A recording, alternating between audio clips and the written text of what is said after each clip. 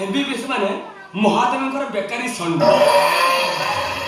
କେବଳ ମୋ ବାପାଙ୍କ ହୋଟେଲରେ ଖାଇ ଗଜନ୍ତ ପଲକରେ ଶୋଇବା ହେଉଛି ମୋର କାମ। ଆଉ ମତେ ବିବାହ କଲା ପରେ ତମକୁ ବାହା ସାରିଲା ପରେ ତମେ ତ ଖାଲି ଆକାଶରେ ଉଡ଼ିବ। ଆକାଶରେ ଉଡ଼ିବ।